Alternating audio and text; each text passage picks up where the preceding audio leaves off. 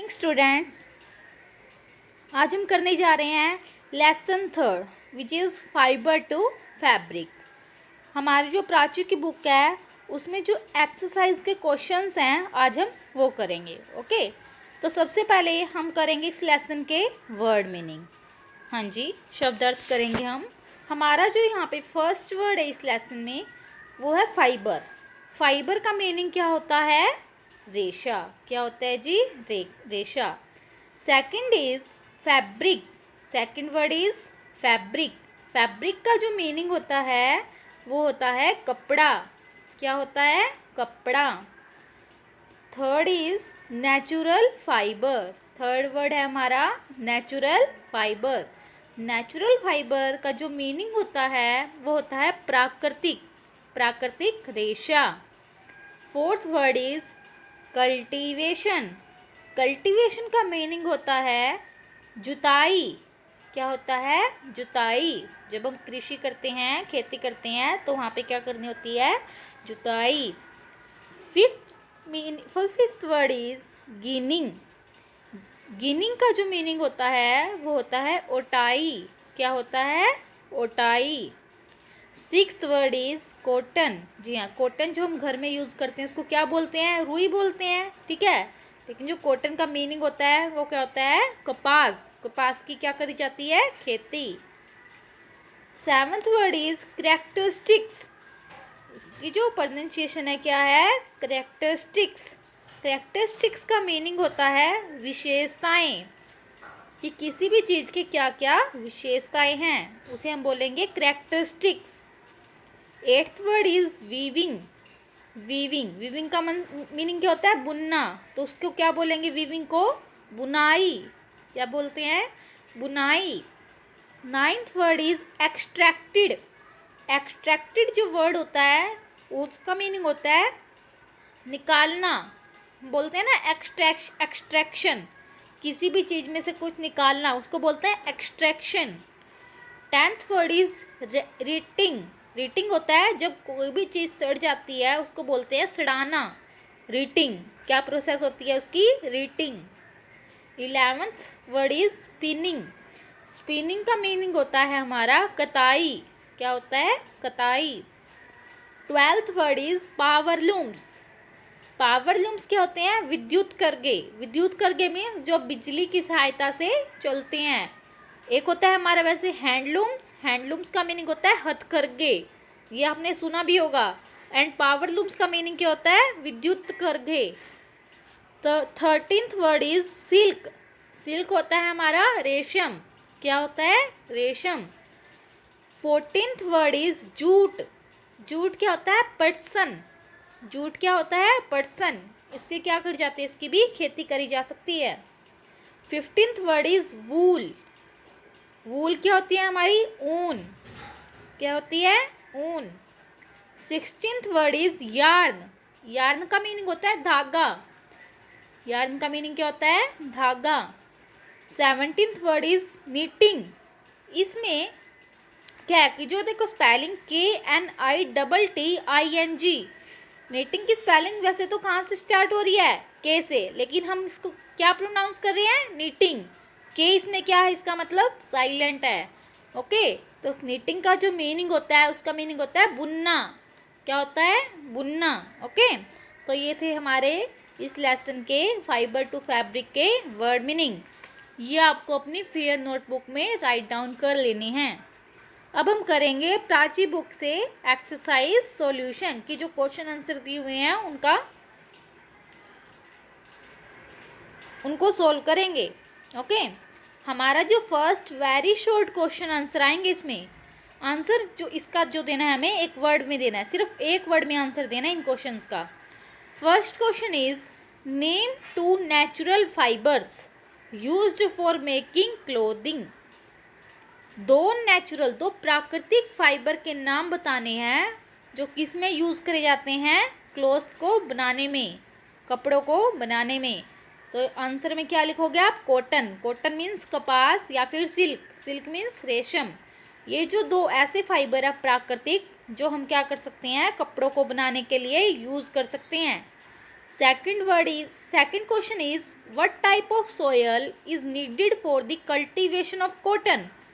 कि जब हम क्या करते हैं, कॉटन को हम उगाते हैं जब, तो उसमें किस तरह की जो सोयल है, किस तरह की मिट्टी की आवश्यकता होती है, ज़रूरत होती है। तो आंसर में लिखो गया ब्लैक क्ले सोयल। ब्लैक मिट्टी, जो काली मिट्टी होती है, उसकी हमें क्या पड़ती है, ज़रूरत पड़ती है, तभी वो अच्छे से ग्रो कर सकती है। Question third is what is done during ginning of cotton. जब हम गिनिंग कर देते हैं कॉटन की, तो उससे क्या होता है, ठीक है, तो उससे क्या होता है, गिनिंग की जो प्रोसेस होती है उसके जो आंसर लिखोगे आप, separation of cotton seeds. Separation means अलग अलग करना। किसको अलग अलग करना, कॉटन के जब सीड्स को हम अलग अलग कर देते हैं तो उस प्रोसेस को बोलते हैं गिनिंग। ओके।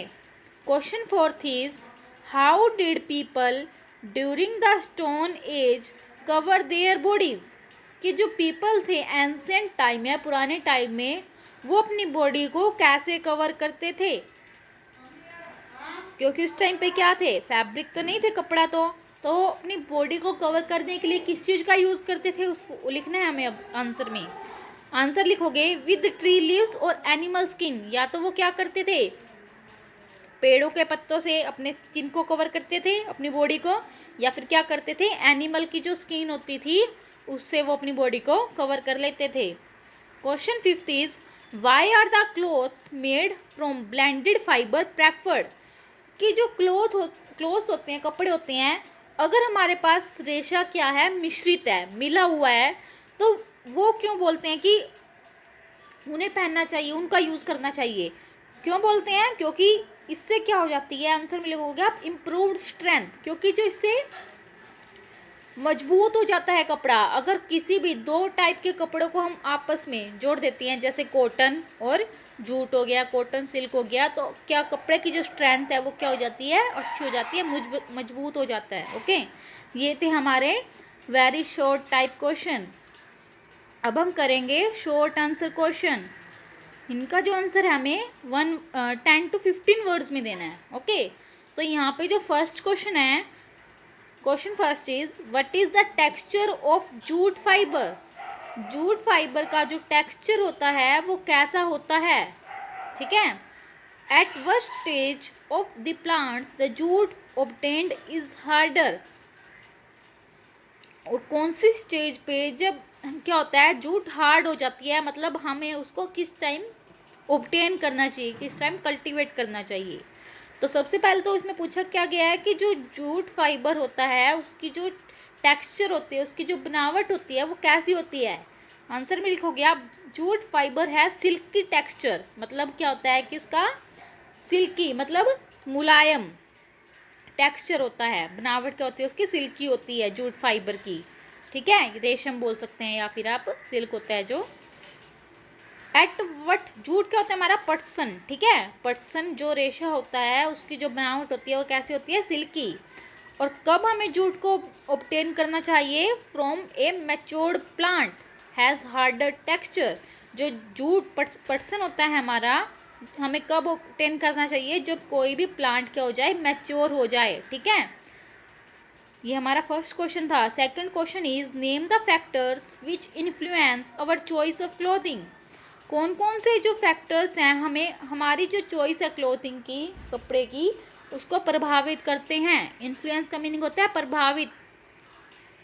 आंसर में लिखोगे आप our choice of clothing is influenced by climate. Climate means हमारी जो क्या है, जलवायु है। ऑक्यूपेशन मीन्स व्यवसाय। कल्चर एंड ट्रेडिशन की हमारे जो क्या है, रीति रिवाज है, उसके according.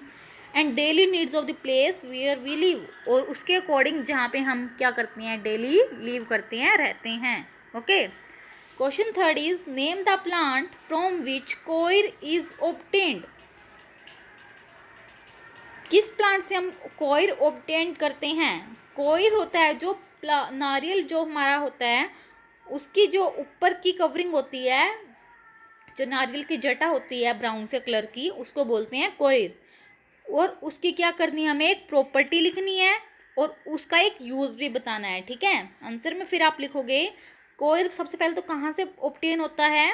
Coir is obtained from the outer covering of the coconut fruit. Coconut जो फ्रूट होता है हमारा नारियल, उसकी जो आउटर कवरिंग, बाहर की कवरिंग होती है, उससे प्राप्त किया जा सकता है। और उसकी जो एक प्रॉपर्टी है उसकी क्या होती है कि वो स्ट्रॉन्ग फाइबर होता है। वो जो रेशा होता है उसका कैसे होता है? स्ट्रॉन्ग, यानी कि मजबूत होता है। और कोयर किस चीज़ में यूज़ किया जाता है? फ्लोर कवरिंग्स बनाने में, मैट्रेस मतलब गद्दे बनाने में, डोर मैट्स बनाने में, रोप्स मीन्स रस्सी बनाने में, ठीक है, बहुत सारी कामों में जो कोयर है वो यूज़ किया जा सकता है। Question 4 is right to characteristics of cotton plant. Cotton plant होता है तो उसकी जो हमें 2 विशेषताएं बतानी हैं। फर्स्ट है cotton plants are bushy and 1 to 2 metres tall. जी कॉटन प्लांट होते हैं वो क्या होते हैं? घने होते हैं, जंगली होते हैं, और वो क्या होते हैं? 1 से 2 मीटर्स क्या हो सकते हैं? टॉल हो सकते हैं, लंबे हो सकते हैं। Second is the plant starts flowering in about 60 days. जो कॉटन का प्लांट है वो फ्लावरिंग स्टार्ट कर देता है कितने दिनों में? 60 दिनों में, 60 दिनों में। और क्या देता है? Gives whitish yellow flowers. और जो कॉटन प्लांट होता है उसके जो फ्लावर होते हैं वो किस कलर के होते हैं? वाइटिश येलो कलर के। और बाद में कुछ दिनों के बाद वो क्या हो जाते हैं? किस कलर में चेंज होते हैं? रेडिश कलर में, ठीक है। Question 5 is name the devices used in the process of weaving. Weaving की जो प्रोसेस होती है बुनाई की, उसमें कौन सी डिवाइस यूज करी जाती है? ठीक है, आंसर में क्या लिखोगे आप? Weaving is done on handlooms और पावरलूम्स। हैंडलूम्स का जो मीनिंग है मैंने आपको पहले बताया कि क्या होता है? हथकरघा। एंड पावरलूम्स का मीनिंग क्या होता है? विद्युत करघा। हथकरघा मतलब हाथ से जो कर सकते हैं हम, और पावर लूम्स मीन्स जो बिजली का यूज करके, यानी कि विद्युत करके होते हैं, ठीक है। तो वीविंग कैसे हो सकती है? या तो हैंडलूम्स पे हो सकती है या फिर पावर लूम्स पे हो सकती है। हैंडलूम्स पे कैसे हो सकती है? Handlooms are used in small scale sectors. Handlooms का यूज कब कर सकते हैं हम? जब हमें एक छोटे एरिया में क्या करनी हो? वीविंग करनी हो, ठीक है। लेकिन जो पावर लूम्स होते हैं उनका यूज़ हम कब करते हैं? जब हमें कोई बड़ी इंडस्ट्रीज में क्या करनी है? वीविंग की प्रोसेस को करना है, तब हम क्या कर सकते हैं? पावर लूम्स का यूज़ कर सकते हैं। ओके, तो ये 2 डिवाइस हैं, हैंडलूम्स एंड पावर लूम्स, जो हम किसकी प्रोसेस में यूज़ करते हैं? वीविंग की प्रोसेस में। ओके, ये थे हमारे शॉर्ट आंसर टाइप क्वेश्चन। ये जो मैंने 1 वर्ड करवाए हैं आज, वर्ड मीनिंग करवाए हैं और शॉर्ट आंसर क्वेश्चन करवाए हैं, ये आपको अपनी फेयर नोटबुक में राइट डाउन करने हैं और इनको साथ साथ लर्न भी करते रहना है। ओके, हमारे 2 चैप्टर्स कंप्लीट हो गए हैं और ये हम 3rd चैप्टर कर रहे हैं। आगे के जो क्वेश्चंस है लॉन्ग, वो आपको मैं नेक्स्ट वीडियो में करवाऊंगी। Okay, so thank you and have a nice day.